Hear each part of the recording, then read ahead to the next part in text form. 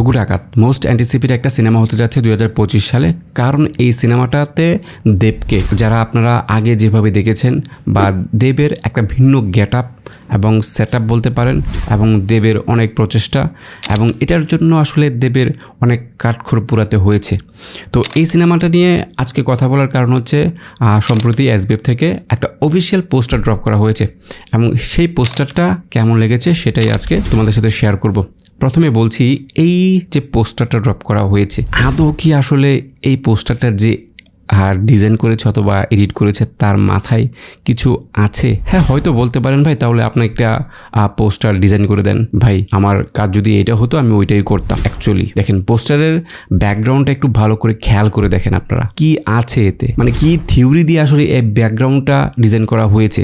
এবং যদি দেখেন এখানে দেবের যে চুলগুলো, মানে এইগুলোকে আসলে মানে ফ্যাক ছাড়া কিছুই লাগছে না। রঘু ডাকাতের যে আগের কন্টেন্ট ছিল সেখানে কিন্তু দারুণ ছিল, বাট এইখানে দেবকে সুন্দর দেখাতে গিয়ে, আমি এটাই বলবো ভাই, দেবকে সুন্দর দেখাতে গিয়ে দেবের যে দাড়ি গোফ লম্বা চুলগুলো রয়েছে এইগুলোকে এমনভাবে আসলে এডিট করা হয়েছে, এগুলো দেখলে ফ্যাক লাগে, মানে সস্তা লাগে। এবং এইখানে দেখেন, আপনি একটু জুম দিয়ে দেখতে পারেন, পোস্টারটাকে যাচ্ছে তাই বানিয়ে দিয়েছে। এরকম পোস্টার তো আসলে রঘু ডাকাতের পোস্টার অথবা এসবিএফ এর পোস্টার অথবা দেবের সিনেমার পোস্টার এইটা আমি আশা করিনি। অ্যাকচুয়ালি এর থেকে আরও বেটার এবং খুব ভালো ভালো পোস্টার ছিল আগের সিনেমাগুলোর পোস্টার। তো আমাকে এই যে তাও বলা হচ্ছে এটাকে অফিসিয়াল পোস্টার, আপনি জাস্ট শুধু পোস্টারটা দেখে একটু ভালো করে জুম দিয়ে দেখেন মানে কি বানিয়েছে এবং কি মানে বোঝাতে চাইছে। এই যে দেবের হাতে একটা অস্ত্র দেখতে পাচ্ছেন, এইটার দিকে খেয়াল করেন ভাই, কি অবস্থা ভাই এগুলো। ওয়াই দিস 2025 সালে এসে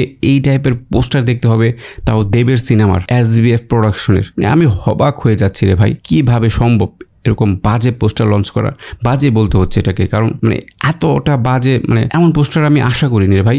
দেবের সিনেমার প্রতি আলাদা একটা সফটনেস কাজ করে। দেবের সিনেমা মানে অন্যরকম কিছু, দেবের মধ্যে সেই প্রচেষ্টা থাকে। এবং দেব যখন ইন্টারভিউ দেয় আমি শুনি মনোযোগ দিয়ে, দেবের কথার মধ্যে আলাদা একটা এনার্জি কাজ করে। এবং সেখান থেকে রঘু ডাকাতের প্রতিও আমার একটা সফটনেস ছিল।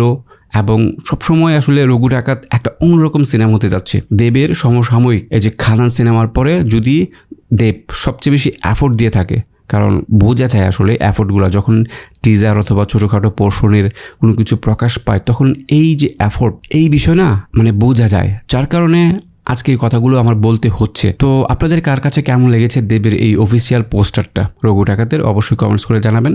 আমার কাছে আহামরি কোনো কিছু লাগেনি, তো সেটাই বললাম। ধন্যবাদ সবাইকে ভিডিওটি দেখার জন্য। আমাকে যারা ফেসবুকে দেখতে চান, ডেসক্রিপশনে লিঙ্ক দেওয়া আছে, ঘুরে আসবেন। ধন্যবাদ সবাইকে ভিডিওটি দেখার জন্য।